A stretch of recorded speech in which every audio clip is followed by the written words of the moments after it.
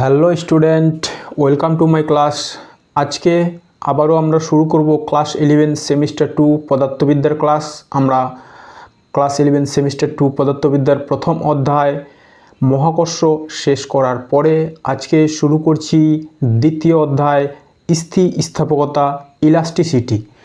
আমরা জানি রাবারকে টানলে দৈর্ঘ্যে বেড়ে যায়, আবার ছেড়ে দিলে সে তার আগের আকার আয়তনে ফিরে আসে, তাই না? আবার কোনো ব্রিজ তৈরি করার সময় লোহার এক বিশেষ ধর্মের উপর জোর দেওয়া হয়। তাহলে পদার্থের সেই বিশেষ ধর্মটি কি? পদার্থের সেই বিশেষ ধর্মটি হচ্ছে তার স্থিতিস্থাপকতা। স্থিতিস্থাপকতার জন্য পদার্থ বিশেষ যে ধর্মের অধিকারী হয় সেটা হচ্ছে কোনো পদার্থকে যদি আমরা বল প্রয়োগ করে টানি, আবার বল প্রয়োগ করা ছেড়ে দিলেই পদার্থ তার পুরাতন আকার আয়তনে ফিরে যায়, তাই না? তাহলে কোনো পদার্থ কেন এই স্থিতিস্থাপকতা ধর্ম প্রদর্শন করে থাকে? পদার্থের স্থিতিস্থাপকতা ধর্মের কারণ কি? আমরা জানি পদার্থ অসংখ্য ক্ষুদ্র ক্ষুদ্র কণার সমন্বয়ে তৈরি। প্রত্যেক পদার্থর মধ্যেই থাকে অসংখ্য পার্টিকেলস। এই পার্টিকেলসগুলোর মধ্যে থাকে আন্তরাণবিক আকর্ষণ বল। এই আকর্ষণ বলের বিরুদ্ধে আমরা যখন পদার্থকে বল প্রয়োগ করে টানি, তাহলে এই আন্তরাণবিক বলের জন্যই পদার্থের মধ্যে একটা বিরুদ্ধ বল ক্রিয়া করে, যাকে আমরা বলবো রিস্টোরিং ফোর্স। এই রিস্টোরিং ফোর্সই সেই পদার্থকে আবার তার পূর্বের আকার আয়তনে ফিরিয়ে আনতে সাহায্য করে। যেমন আমরা বললাম প্রত্যেক পদার্থ, ধরলাম এটা একটা পদার্থ। এই পদার্থের মধ্যে তাহলে আছে কি? এই পদার্থের মধ্যে আছে অসংখ্য ক্ষুদ্র ক্ষুদ্র পার্টিকেল। এই পার্টিকেলগুলোর মধ্যে কি কাজ করবে? এই পার্টিকেলগুলোর মধ্যে কাজ করবে আন্তরাণবিক আকর্ষণ বল। আমরা জানি এই আন্তরাণবিক আকর্ষণ বল কঠিন পদার্থের ক্ষেত্রে সবচেয়ে বেশি, তরলের ক্ষেত্রে এর চেয়ে কম, এবং গ্যাসের ক্ষেত্রে এই আন্তরাণবিক আকর্ষণ বল খুবই কম হয়। তাহলে এই পদার্থের উপরে যখন এক্সটার্নাল ফোর্স বল প্রয়োগ করা হবে, ফলে এই পদার্থের আকার আয়তনের পরিবর্তন ঘটবে। তাহলে ধরলাম এই পদার্থটার প্রসারণ হয়ে গেল। প্রসারণ হয়ে গেলে কি হবে? এই যে পদার্থগুলোর মধ্যে, পদার্থের কণাগুলোর মধ্যে গ্যাপ তৈরি হয়ে যাবে, তাই না? কণাগুলোর মধ্যে গ্যাপ তৈরি হয়ে যাবে।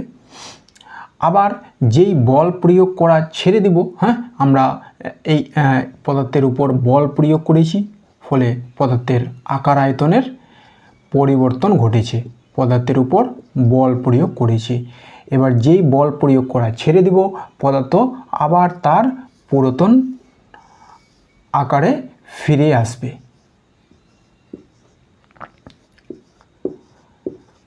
তাহলে আমরা বুঝতে পারলাম পদার্থের মধ্যে এই ইলাস্টিসিটি ধর্মের কারণ হচ্ছে তাদের পদার্থের কণাগুলোর মধ্যে ক্রিয়াশীল আন্তরাণবিক আকর্ষণ বল, যার ফলে তৈরি হয় রিস্টোরিং ফোর্স। এই রিস্টোরিং ফোর্সই পদার্থকে তার নিজের পুরাতন আকার আয়তনে ফিরিয়ে নিয়ে আসতে সাহায্য করে।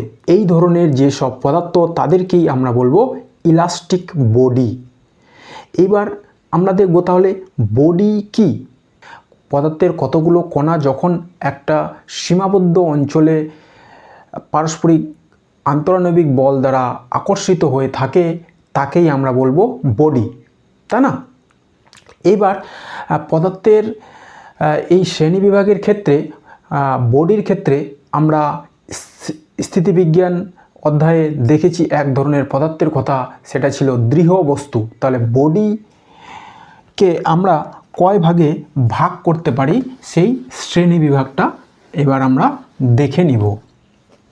তাহলে আমরা কোন অধ্যায় পড়ছি? আমরা পড়ছি হচ্ছে স্থিতিস্থাপকতা।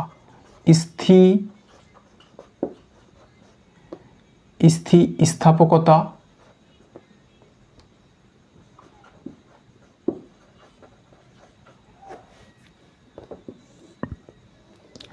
আমরা দেখব এবার বডি বলতে কি বোঝায়। আমরা বডি এর ডেফিনেশনটা দেখলাম। এবার বডিকে আমরা দুই ভাগে ভাগ করব। একটা হচ্ছে দৃঢ় বস্তু বা যেটাকে আমরা বলেছিলাম রিজিড বডি, আর একটা অদৃঢ় বস্তু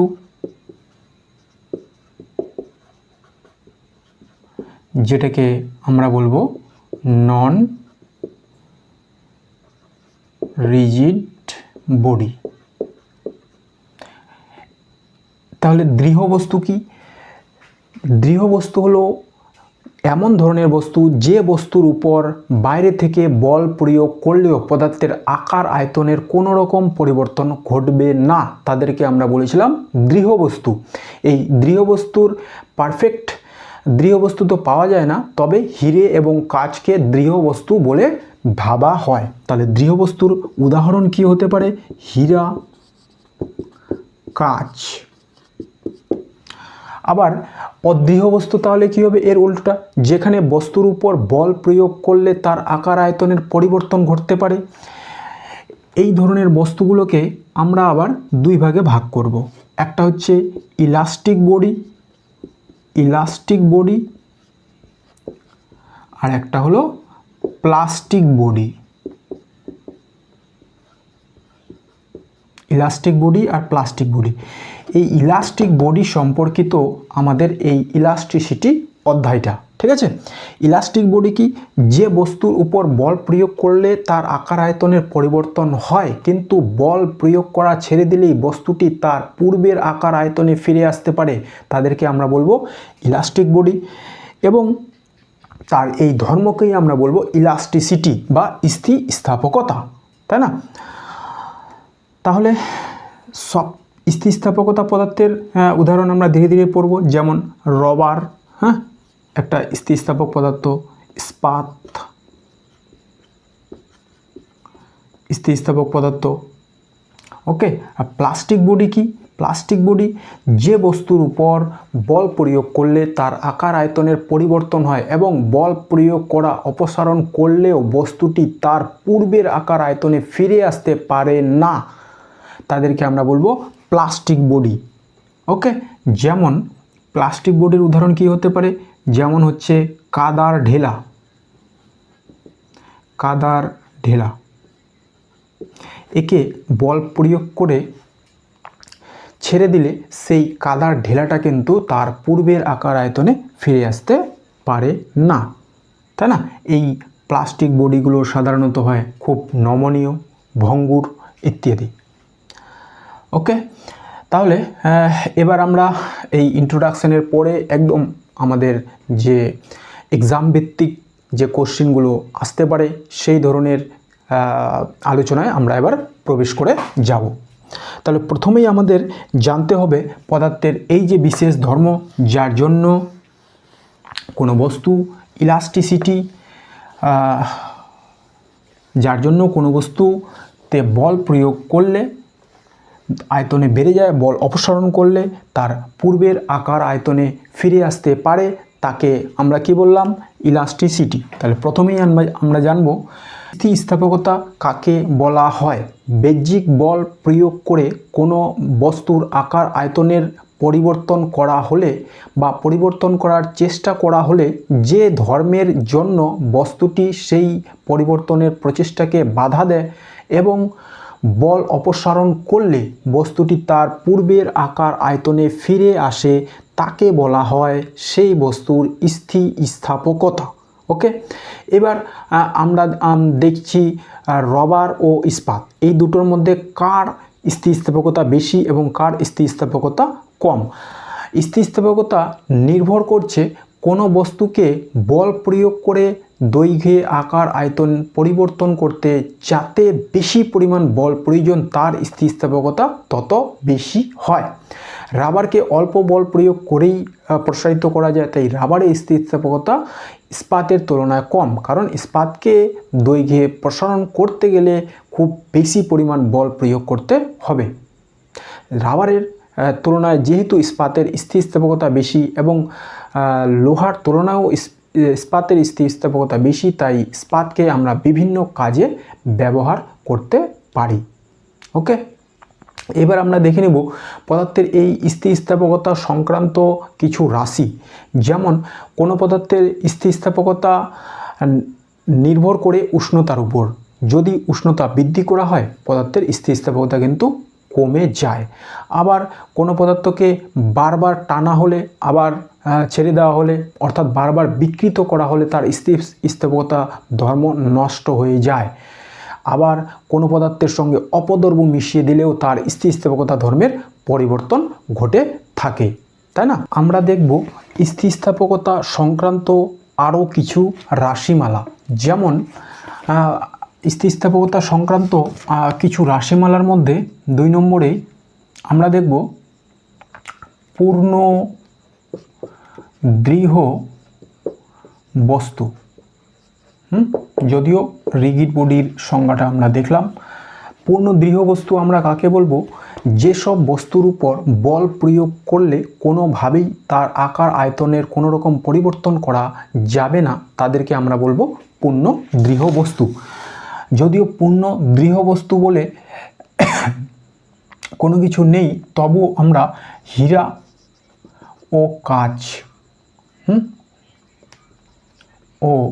কাঁচ একে পূর্ণ দৃঢ় বস্তু বলে কল্পনা করে থাকি, তাই না? আচ্ছা, এরপরে আমরা দেখব পূর্ণ স্থিতিস্থাপক বস্তু কাকে বলা হয়।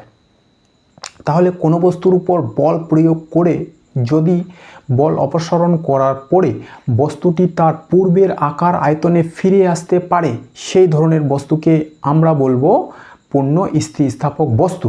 কিন্তু পূর্ণ স্থিতিস্থাপক বস্তুও পাওয়া খুবই বিরল। এই ধরনের বস্তু প্রকৃতিতে প্রায় নেই বললেই চলে। আংশিক স্থিতিস্থাপক বস্তু। আংশিক স্থিতিস্থাপক বস্তু কাকে বলা হয়?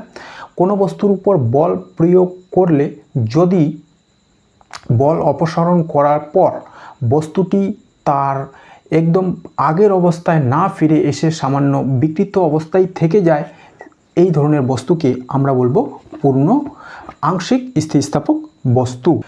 এবার পূর্ণ স্থিতিস্থাপকই হোক কিংবা আংশিক স্থিতিস্থাপকই হোক, প্রত্যেক বস্তুর এই যে স্থিতিস্থাপকতা ধর্ম প্রদর্শন করে তার একটা নির্দিষ্ট সীমা থাকে, তাই না? একদম অনন্ত বল প্রয়োগ করে দিলে বস্তু আর স্থিতিস্থাপকতা ধর্ম প্রদর্শন করতে পারে না। তাহলে প্রত্যেক বস্তুর স্থিতিস্থাপকতা ধর্ম প্রদর্শন করার একটা সীমা থাকে। একে আমরা কি বলবো? একে আমরা বলবো স্থিতিস্থাপক সীমা। অর্থাৎ বাহ্যিক বলের যে নির্দিষ্ট মান পর্যন্ত কোনো বস্তু তার স্থিতিস্থাপকতা ধর্ম প্রদর্শন করে তাকে বলা হয় স্থিতিস্থাপক সীমা। ওকে, এরপরে আমরা দেখব তাহলে পূর্ণ অস্থিতিস্থাপক বস্তু কি? পূর্ণ অস্থিতিস্থাপক বস্তু যেসব বস্তুর উপর বাইরে থেকে বল প্রয়োগ করলে তার আকার আয়তনের পরিবর্তন হয়, কিন্তু বাহ্যিক বল অপসারণ করে দিলে সেটি আর পূর্বের আকার আয়তনে কোনোভাবেই ফিরে আসতে পারে না, তাকেই আমরা বলবো পূর্ণ অস্থিতিস্থাপক বস্তু, তাই না? আচ্ছা, এরপরে এই যে বস্তুর আমরা বললাম বাহ্যিক বল প্রয়োগ করে আকারের পরিবর্তন হচ্ছে, আবার বলকে অপসারণ করে দিলে সে রিস্টোরিং ফোর্সের জন্য আবার তার পূর্বের আকার আয়তনে ফিরে আসতে পারছে। তাহলে বস্তুর এই আকার কিংবা আয়তন এর পরিবর্তন হওয়াকে কি বলে? এরপরে আমরা খুব ইম্পর্টেন্ট একটা ডেফিনেশন পড়ব, সেটা হচ্ছে বিকৃতি কি। ওকে, বিকৃতি। বিকৃতি কাকে বলা হয়? বিকৃতি যদি কোনো বস্তুর উপর বাহ্যিক বল প্রয়োগ করা হয় তাহলে তার বিভিন্ন অংশের আপেক্ষিক সরণ ঘটে, ফলে তার দৈর্ঘ্য আকার আয়তনের পরিবর্তন ঘটে। এই যে বস্তুর দৈর্ঘ্য আকার আয়তনের পরিবর্তন ঘটে গেল, এটাকেই আমরা বলবো বিকৃতি। বিকৃতির পরিমাপ কীভাবে করা হয়? বিকৃতির পরিমাপ করা হয় যে পরিমাণ দৈর্ঘ্যের আকারের কিংবা আয়তনের বৃদ্ধি ঘটবে সেটাকে প্রাথমিক দৈর্ঘ্য আয়তন দিয়ে ভাগ করলে যা পাই সেটা হচ্ছে বিকৃতির পরিমাপ। অর্থাৎ বিকৃতি দুটো রাশির অনুপাত, দৈর্ঘ্য বৃদ্ধি বাই প্রাথমিক দৈর্ঘ্য অথবা আয়তন বৃদ্ধি বাই প্রাথমিক আয়তন। ধরলাম এটা একটা আমাদের লোহার দণ্ড, তাই না? আচ্ছা, এটা একটা ধরলাম তার, লোহার তার। এতে আমরা কিছু ওজন চাপিয়ে দিলাম। এতে আমরা কিছু ওজন চাপিয়ে দিলাম। তাহলে এই লোহার দৈর্ঘ্যের তারের প্রাথমিক দৈর্ঘ্য ছিল এল। এরপরে এখানে আমরা এম ভরের একটা বস্তু চাপানো হলো, ফলে লোহাটি প্রসারিত হয়ে এই পর্যন্ত আসলো। তো এর দৈর্ঘ্য বৃদ্ধি কত হলো? স্মল এল। এতটা এর দৈর্ঘ্যে বৃদ্ধি ঘটে গেল। তাহলে বিকৃতির পরিমাপ কি হবে? বিকৃতির পরিমাপ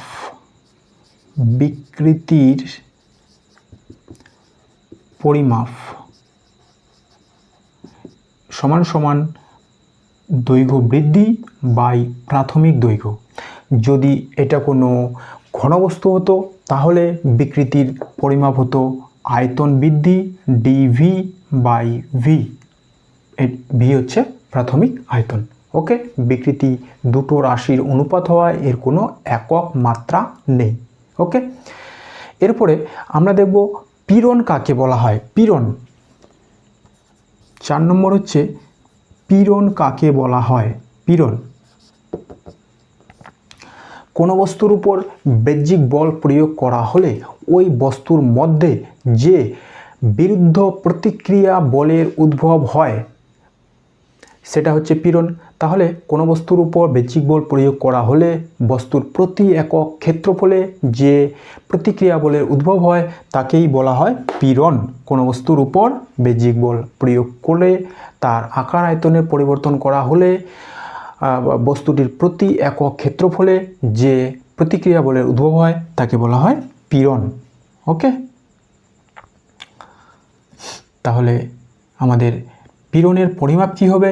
পীড়নের পরিমাপ হবে বল বাই প্রস্থচ্ছেদের ক্ষেত্রফল। প্রস্থচ্ছেদের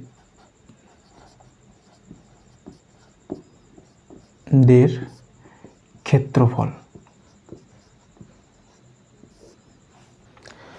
এরপর আমরা দেখে নিচ্ছি পীড়নের একক ও মাত্রা কি।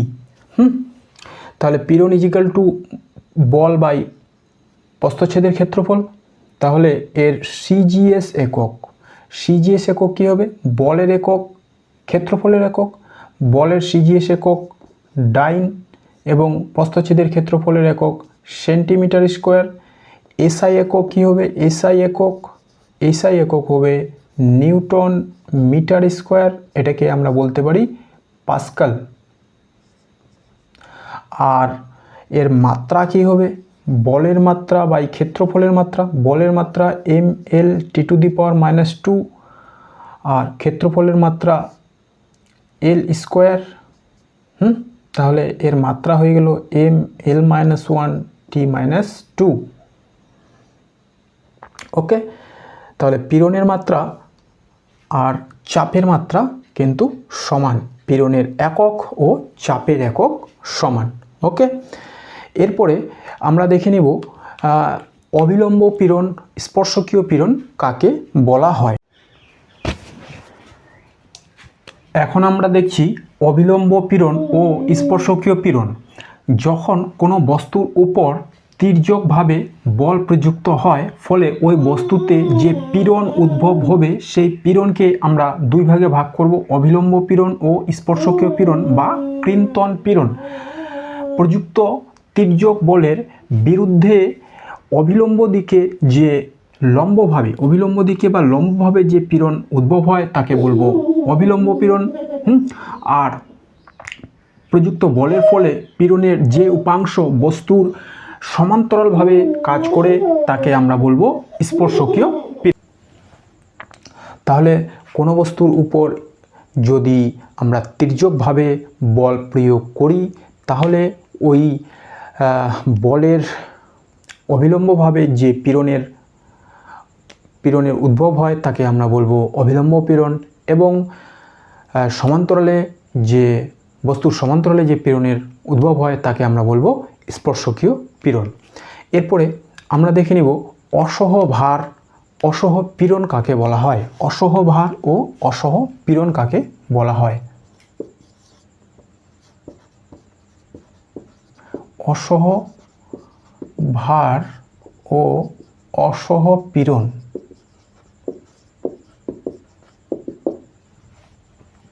যে কোনো বস্তুরই স্থিতিস্থাপকতা ধর্ম প্রদর্শনের একটা সীমা আছে, যাকে আমরা বলেছিলাম স্থিতিস্থাপক সীমা। এবার যদি কোনো বস্তুর উপর এই বাহ্যিক বলের পরিমাণ আমরা বাড়াতেই থাকি, তাহলে কি আর বস্তুটা স্থিতিস্থাপক ধর্ম প্রদর্শন করতে পারবে না। একটা সময় বস্তুর উপর এমন একটা অবস্থা সৃষ্টি হবে যার ফলে বস্তুটা ছিঁড়ে যাবে, ভেঙে যাবে। এইবার এই যে পরিমাণ বল প্রয়োগ করার ফলে বস্তুর এই রকম অবস্থা সৃষ্টি হয়েছে, অর্থাৎ বস্তুটা ভেঙে গেছে, তাকেই আমরা বলবো অসহ ভার, তাই না? তাকে আমরা বলবো অসহ ভার। এই অসহ ভার সৃষ্টির জন্য আমরা যে পরিমাণ বল প্রয়োগ করেছিলাম, এর ফলে বস্তুর প্রতি একক ক্ষেত্রফলে যে পীড়নের উদ্ভব হয় তাকে আমরা বলবো অসহ পীড়ন। ওকে, তাহলে আমরা অসহ ভার অসহ পীড়ন কমপ্লিট করলাম।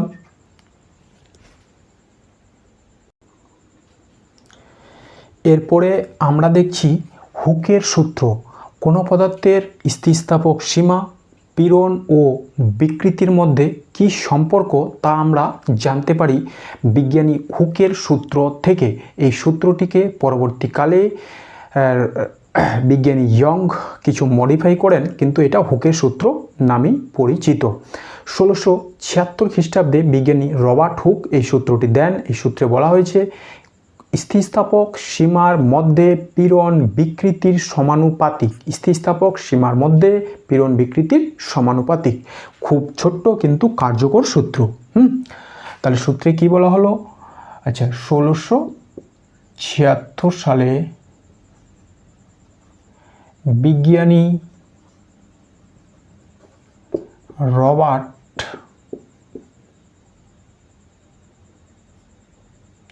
হুক এই সূত্র দেন। সূত্রে বলা হয়েছে স্থিতিস্থাপক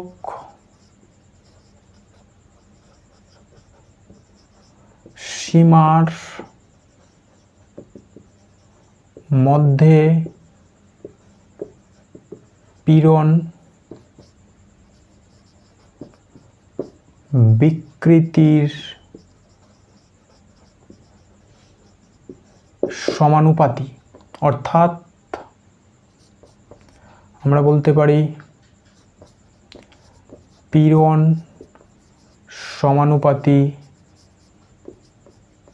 বিকৃতি বা পীড়ন বাই বিকৃতি ইজিক্যাল টু ধ্রুবক। পীড়ন বাই বিকৃতি ইজিক্যাল টু ধ্রুবক।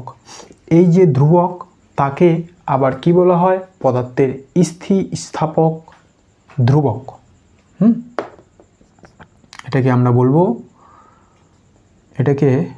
এই ধ্রুবককে আমরা বলবো স্থিতিস্থাপক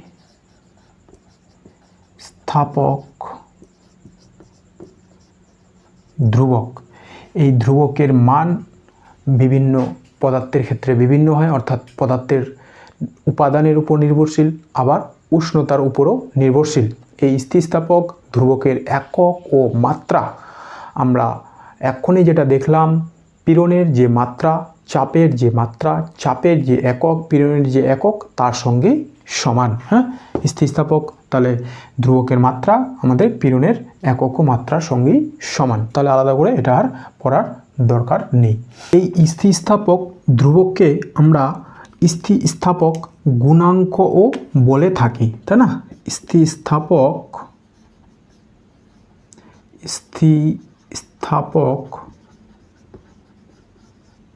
গুণাঙ্কও বলে থাকি।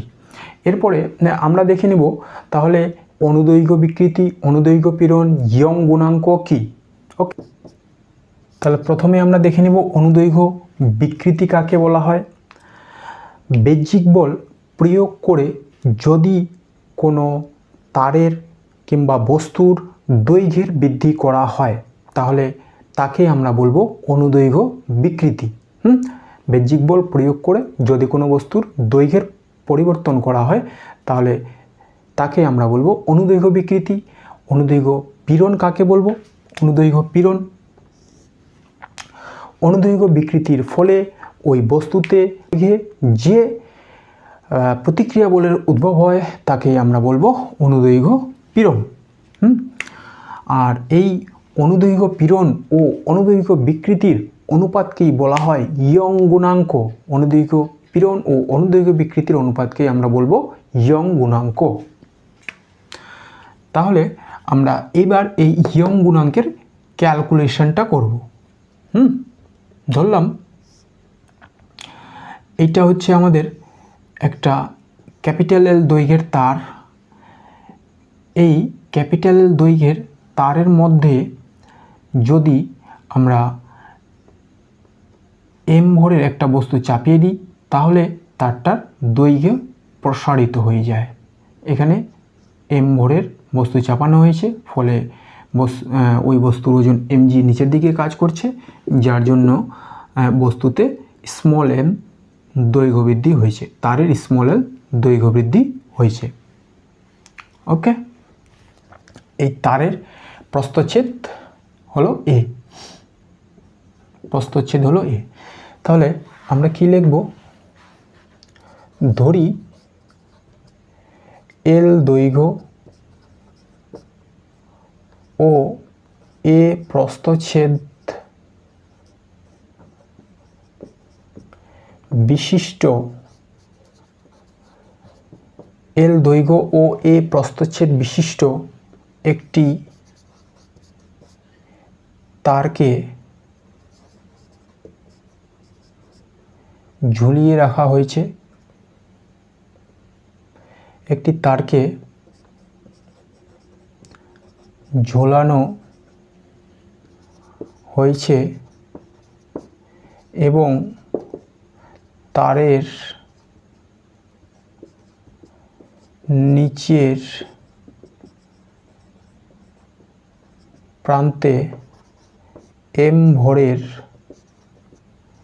কোনো বস্তু ঝোলালে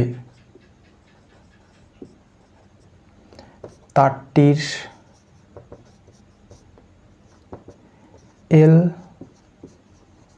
দৈর্ঘ্য প্রসারণ ঘটে। পিকচারটা অনুযায়ী আমরা কথাটাকে একবার লিখে দিলাম। ওকে, তাহলে আমাদের যে বিকৃতির পরিমাণ কি হলো, বিকৃতি সমান সমান হইল দৈর্ঘ্য বৃদ্ধি বাই প্রাথমিক দৈর্ঘ্য, এবং পীড়ন সমান সমান কি হবে, পীড়ন হবে প্রযুক্ত বল কত এখানে mg এবং প্রাথমিক তারের প্রস্থচ্ছেদের ক্ষেত্রফল a।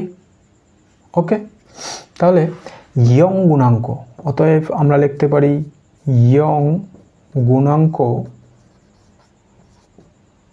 সমান সমান অনুদৈর্ঘ্য পীড়ন বাই অনুদৈর্ঘ্য বিকৃতি, অনুদৈর্ঘ্য পীড়ন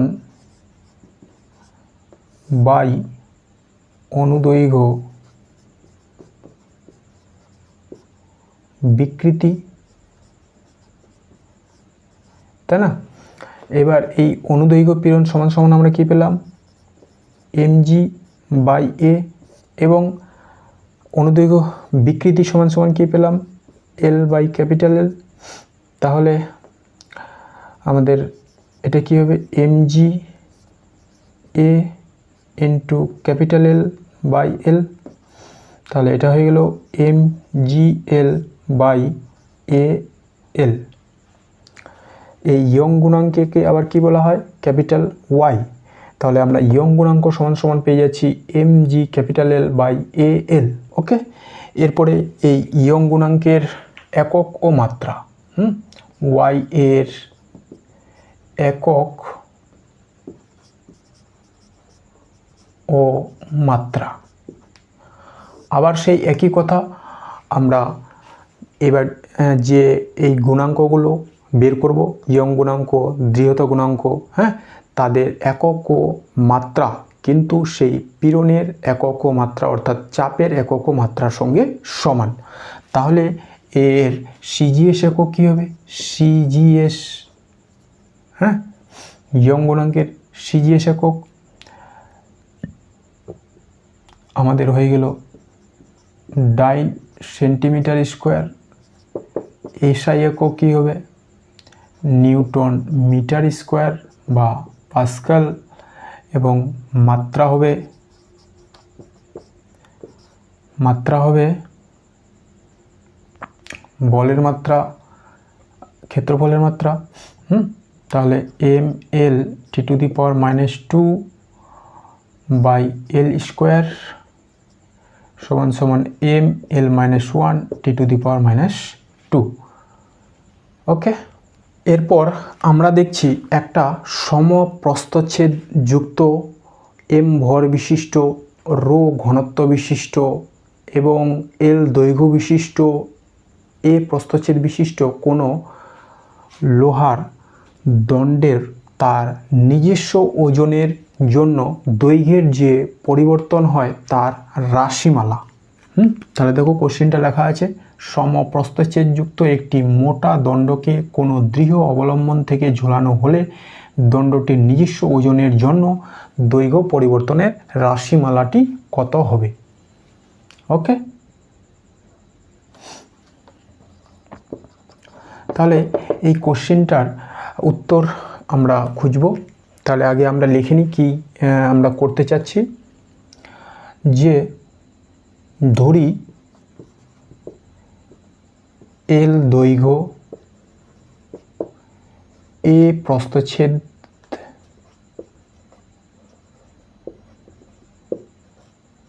বিশিষ্ট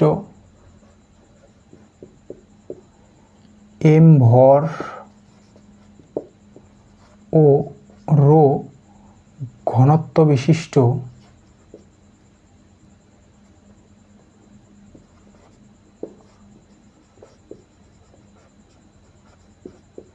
কোনো লোহার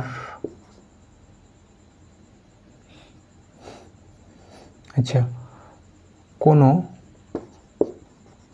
দণ্ডকে ঝোলানো আছে। তাহলে আমরা পিকচার অনুযায়ী এই কথাটা লিখে দিলাম। দণ্ডটার দৈর্ঘ্য হচ্ছে এল দৈর্ঘ্য, আর এর যে প্রস্থচ্ছেদের ক্ষেত্রফল এ প্রস্থচ্ছেদ বিশিষ্ট, এর ভর হচ্ছে এম, টোটাল দণ্ডটার ভর হলো এম, এবং ঘনত্ব হচ্ছে রো ঘনত্ব বিশিষ্ট কোনো দণ্ডকে ঝোলানো হলো। এল দৈর্ঘ্য, এ প্রস্থচ্ছেদ বিশিষ্ট, এম ভর এবং রো ঘনত্ব বিশিষ্ট কোনো দণ্ডকে ঝোলানো আছে। এবার আমরা আগের অধ্যায়ে ভর কেন্দ্র পড়েছি। বস্তুর ভর কেন্দ্র এরকম কোনো দণ্ডের ক্ষেত্রে কোথায় অবস্থান করে? মাঝখানে। ভরকেন্দ্র হলো সেই বিন্দু যেখানে বস্তুটার সমস্ত ভর কেন্দ্রীভূত আছে বলে ধরা হবে, তাই না? তাহলে আমাদের এরকম একটা দণ্ডের ক্ষেত্রে ভরকেন্দ্র কোথায় থাকে? তার মধ্যবিন্দুতে। ধরলাম এই বিন্দুটা হচ্ছে ভরকেন্দ্রের অবস্থান। এই বিন্দুটার তাহলে অবস্থান কত দূরত্ব হবে? দণ্ডের দৈর্ঘ্যের ½ L/2 দৈর্ঘ্যে। এইখানেই বস্তুটার সমস্ত ভর কি করবে?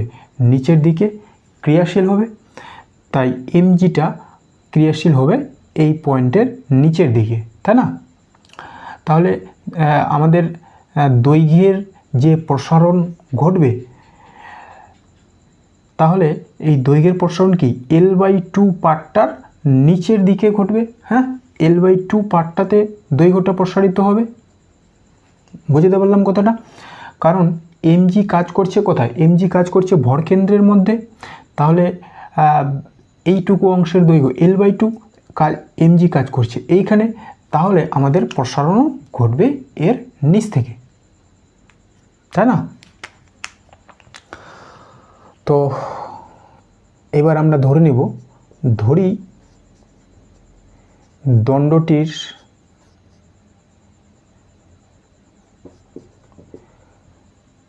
ভরকেন্দ্র জি, ফলে দণ্ডটির সমস্ত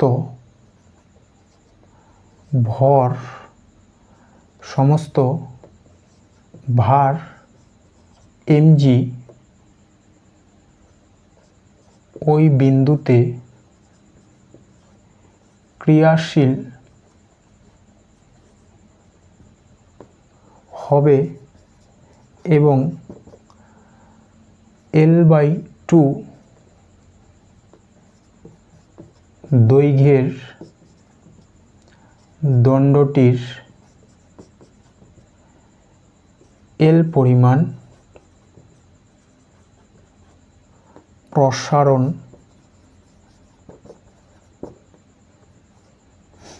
ঘটাবে। ঠিক আছে, তাহলে যেহেতু mg ভরকেন্দ্রে ক্রিয়াশীল হবে, ফলে সেই কার্যকর যে ওজনটা শুধুমাত্র L/2, হ্যাঁ, এই L/2 অর্ধেক পার্টটাই অনুভব করবে। এরপরে আমরা বের করব ইয়ং গুণাঙ্ক।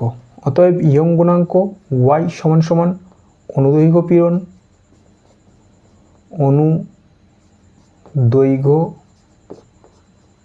পীড়ন বাই অনুদৈর্ঘ্য বিকৃতি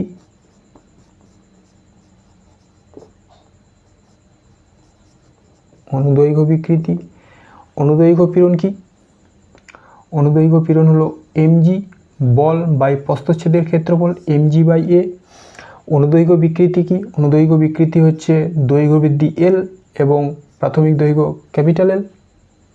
আচ্ছা, প্রাথমিক দৈর্ঘ্য এইখানে ক্যাপিটাল L হবে না, এইখানে হবে L/2, কারণ দৈর্ঘ্য বৃদ্ধি কার ঘটছে? L/2 অংশের তারের, তাহলে এটা হবে L/2। এইবার এটাকে ক্যালকুলেশন করলে কি হয়ে যায়? ক্যালকুলেশন করলে আমাদের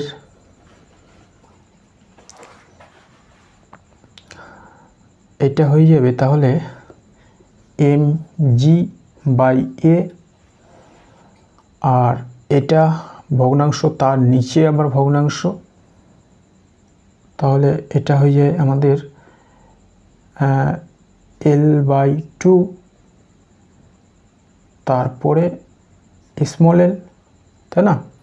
L/2টাকে আপাতত এখানে রাখলাম, তাহলে এটা কোথায় চলে যাবে? নিচে।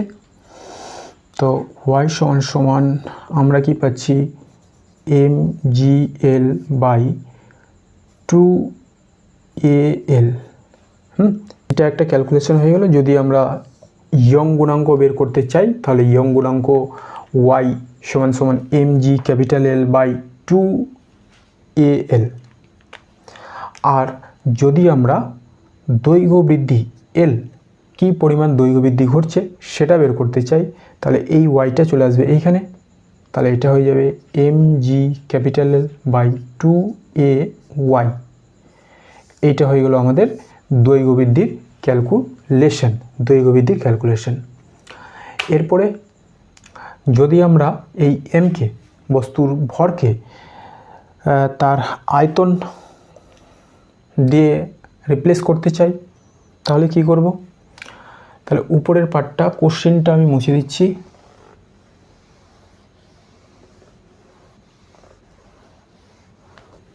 তাই না?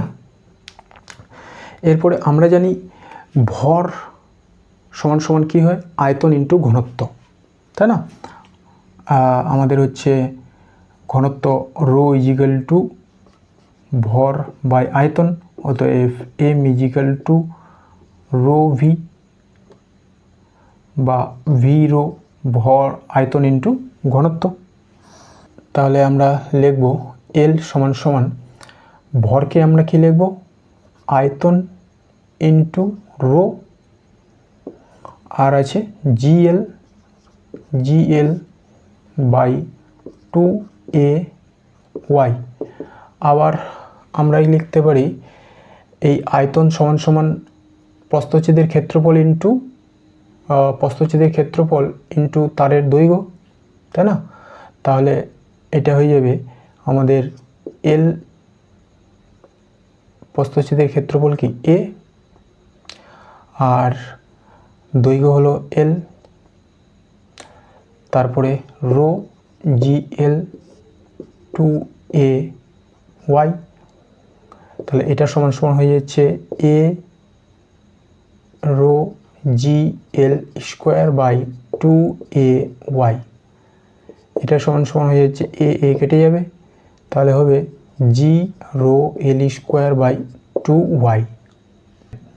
তাহলে এখানে আমরা দেখতে পাচ্ছি তারের যে দৈর্ঘ্য বৃদ্ধি সেটা কিন্তু প্রস্থচ্ছেদের উপর নির্ভর করছে না।